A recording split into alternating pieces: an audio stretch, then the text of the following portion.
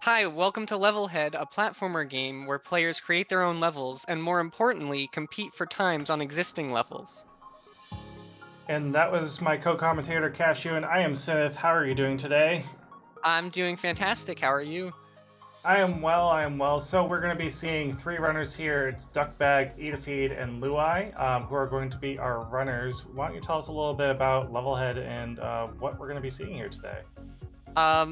Well, we've got 6 levels, and each level we're gonna have all of the runners go in and compete for the best time, and at the end we're gonna tally up the scores and see who won the most.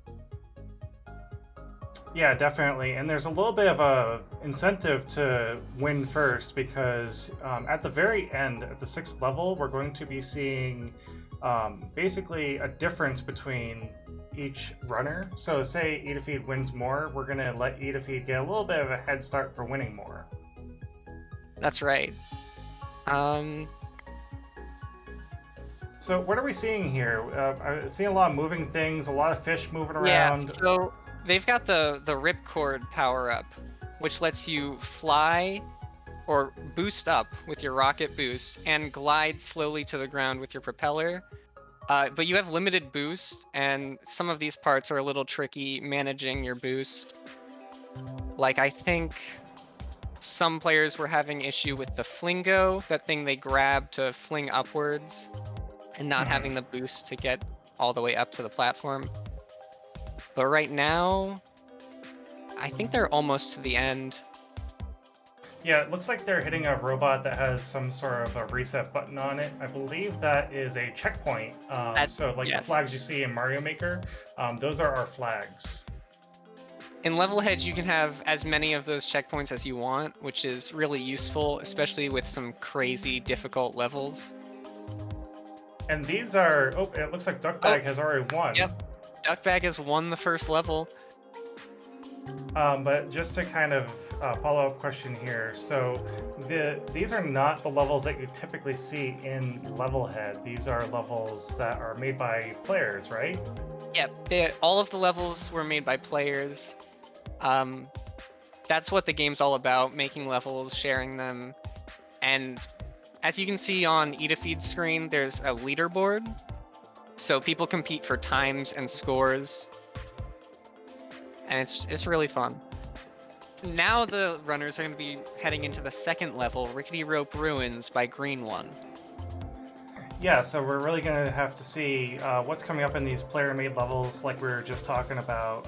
There could be some interesting tech or things that you don't normally see in the campaign version of this game. Green One makes some pretty unique levels, like here, there's a custom mechanic with these falling platforms, which isn't really like an actual thing in the game, but can be done through the game's powerful editor. Yeah, so I've made a couple of levels myself in this game, and the editor really allows you to set up these invisible switches that you're not seeing, that the players have to kind of hit, and if they get into the right area, then things will actually happen in the level around them, like things moving up and down, side to side, or, whatever. It seems like some of the players are having trouble with getting the right timing on these cannons, or the blasters. It's confusing because this game has things called cannons, but these are actually blasters.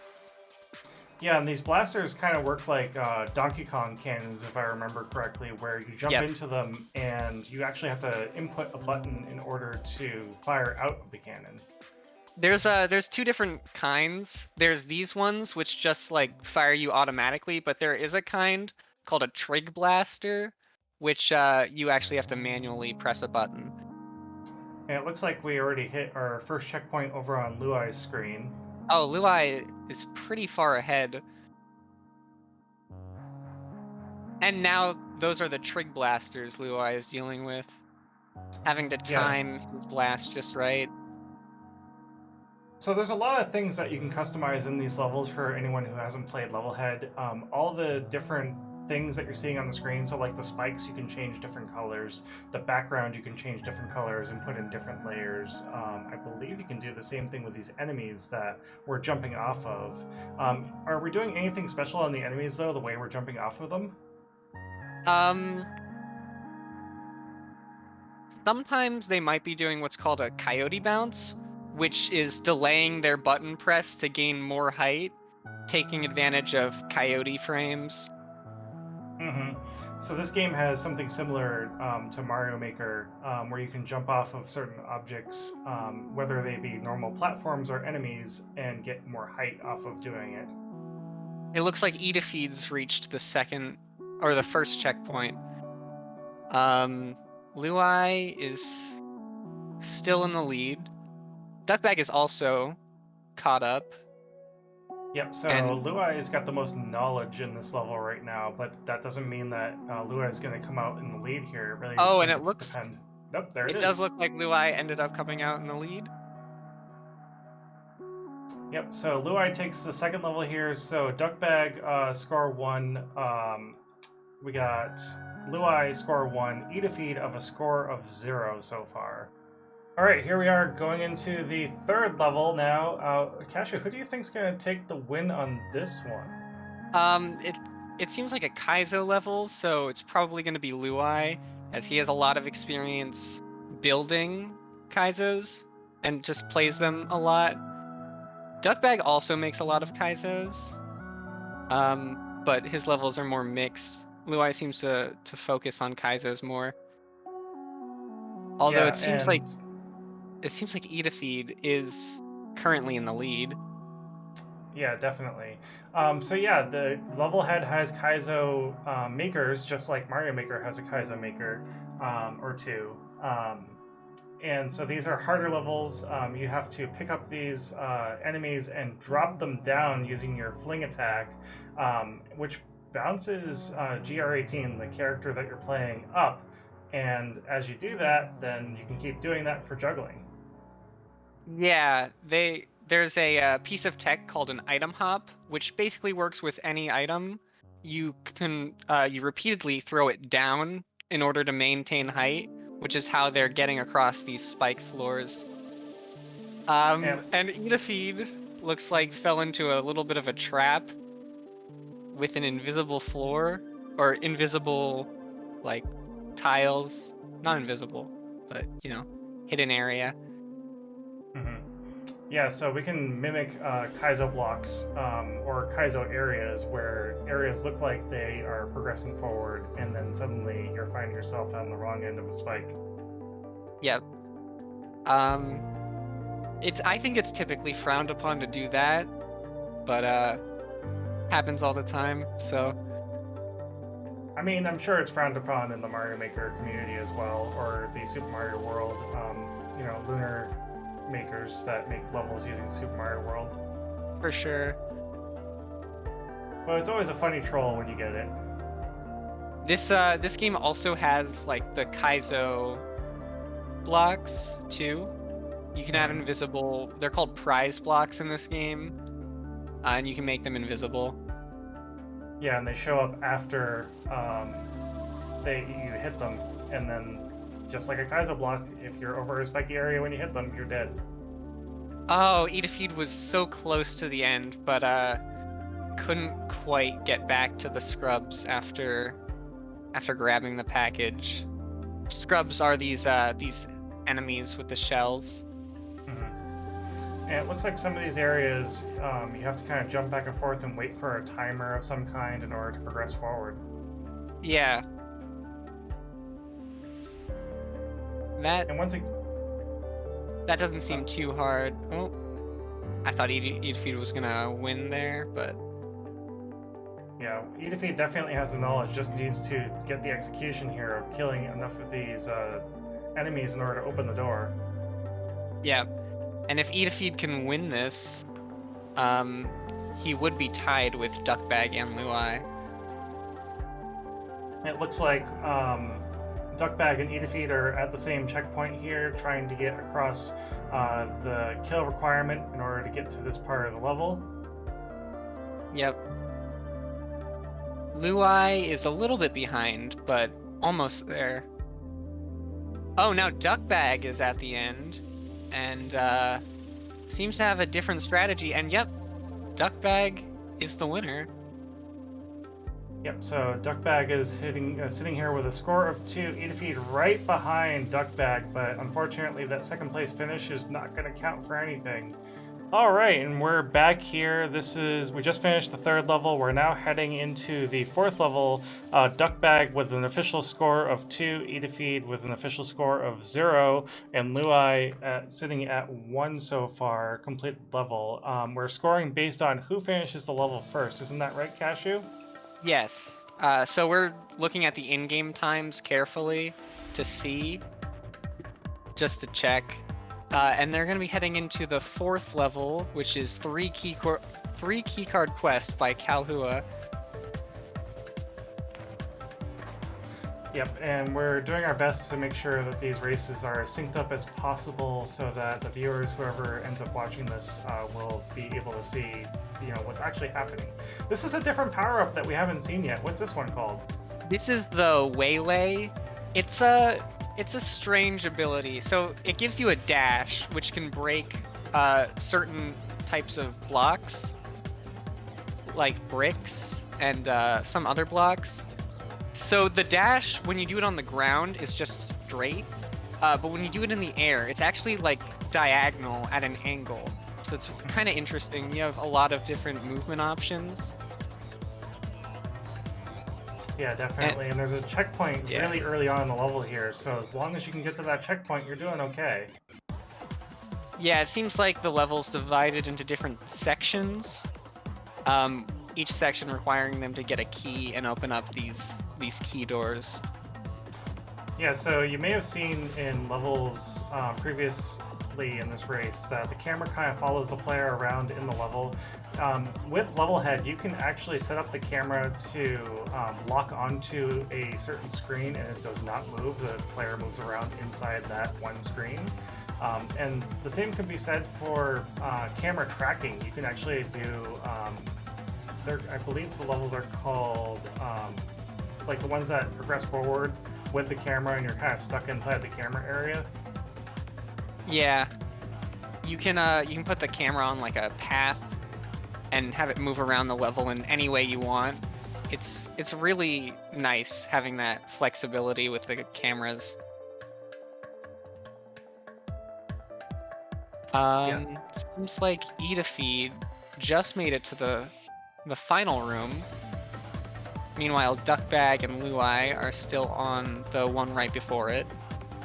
Yeah, I believe this is either the second or the third room that Duckbag and Luai are in, and Edafeed's in the 3rd or the 4th room. Yep. I actually lost count. Edafeed has to be careful to throw the key up there and not get hit by these fireballs. Yep, so anyone with patience here is going to end up winning this area because of the patience that you have doing it. It looks like Edafeed decided to just leave that key for last and go for the others first. I would suggest, not that he can hear me, taking advantage of the reusable checkpoint over there. Mm-hmm. Yeah, so this is another mechanic that you can use in these games. You can make your checkpoints or your flags be reusable, which means that you can use them as many times as you like. Or you can make it so that you can only use them once and that's it. You can't use them again. Yeah, for a while in early access, there was only the non-reusable checkpoints, so people would put like 2 checkpoints next to each other to make like a reusable checkpoint. Mm-hmm. But it's so nice that they added the reusable ones. Really good feature. And Edafeed has the package. Luai just made it out of the room before it, and Edafeed won. Yep, Edafeed's got on the board with a score of 1, Duckbag of 2, and Luai of 1. We'll have to see what's going to happen here in the next level. This is going to be the 5th level coming up. All right, and here we go into the 5th level. What do you think of this one's going to be like, Cashew? Well, now the runners are going into Brawl Time by Koji, which is a level actually made specifically for them to run. It's a brawler level.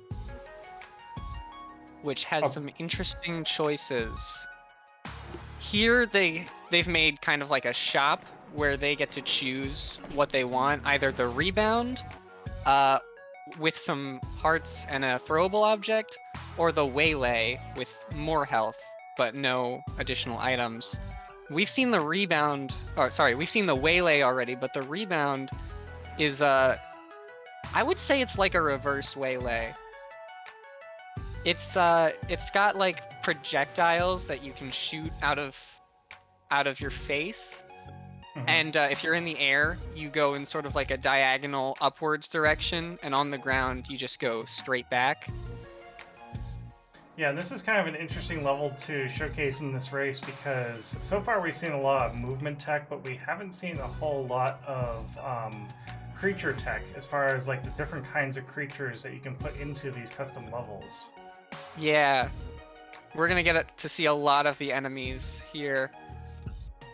I was hoping we would get to see some more package tech, but I think that's kind of hard to incorporate into a blind race. Mm-hmm. If you watch someone play the campaign, they know all of those levels, and they know where the best spots to super jump or all that stuff. A super jump is when you throw the package, the box that they've been carrying throughout the levels. When you throw that up into the air and then jump off of it in midair to gain extra height. There's a lot of cool things you can do, and wow, looks like Duckbag is already done. Yeah, that was a really fast brawler level. We got to see a whole lot of enemies and a whole lot of stuff happening all at once. Yeah, and they all handled it pretty well. Duckbag especially.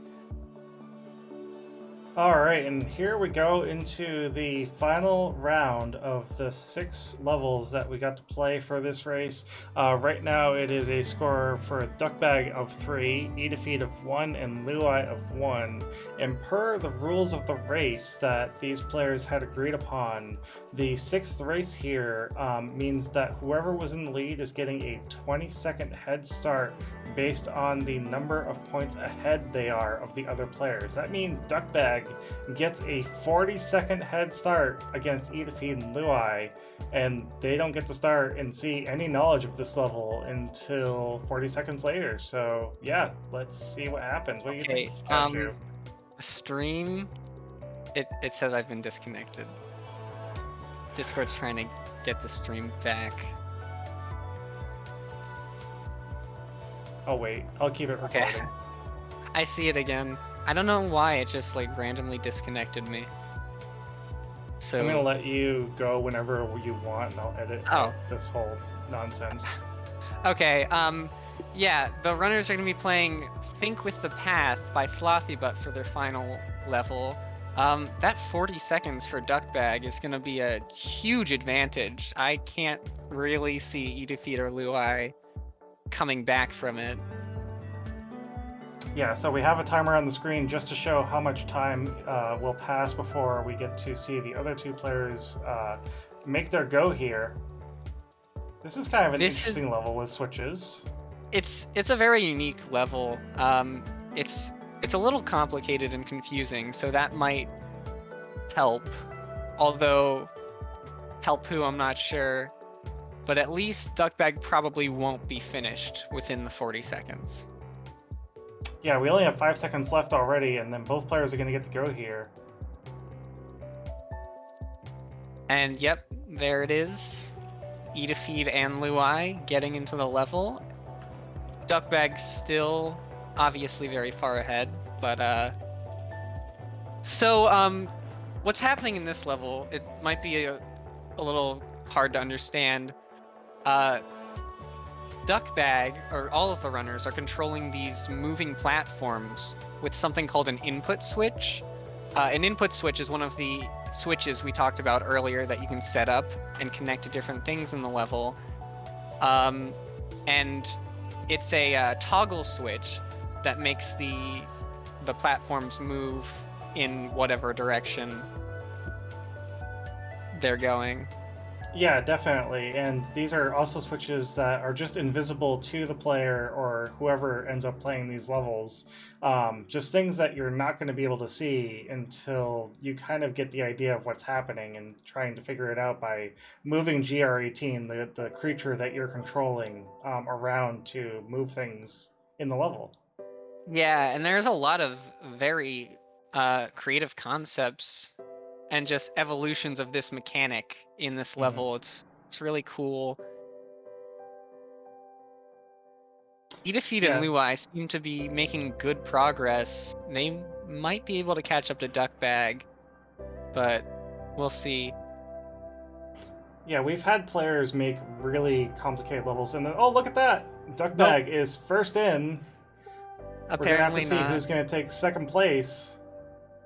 Edafeed seems to be farther along than Luai, but there's some complicated sections, especially with this fire coming up. And Luai has been on this section for a while.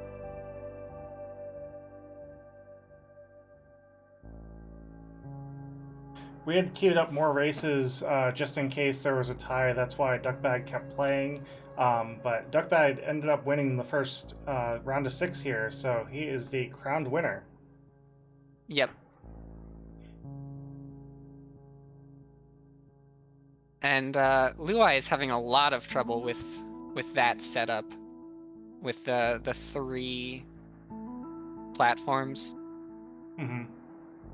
I think he's got it this time. Yep, there he goes. On to the next checkpoint. And now Yeah, but he's catching up to Edafeed. yeah, definitely. They're now in the same section of the level, just trying to figure out, what's being controlled by GR18 and what's kind of more automatic and on a loop. Yep. But yeah, there's The been some really creative concepts with these different kinds of switches. There's all sorts of cool things that you can do with Levelhead.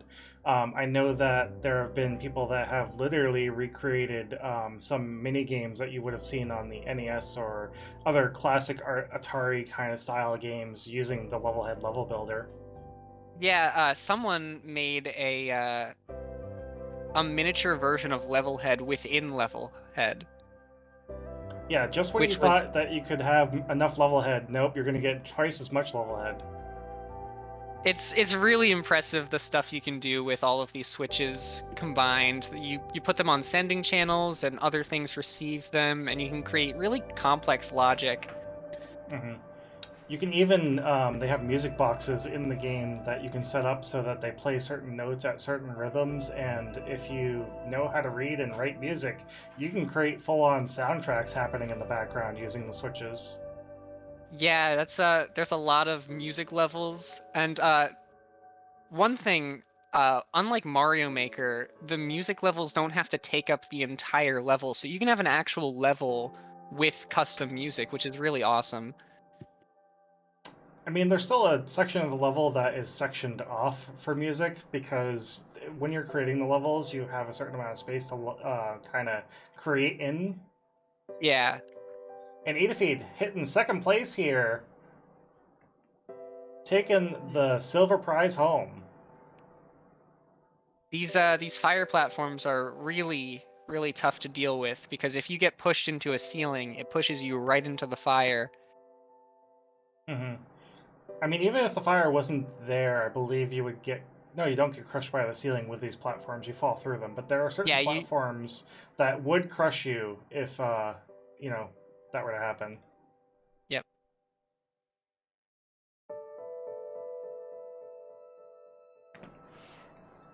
All right, but we are going to wrap our race up here. It's been great commentating with you, Cashew. Do you have any final words or anything that you'd like to tell the audience before we leave? Um, well, it's been great commentating with you too, and just check out Levelhead.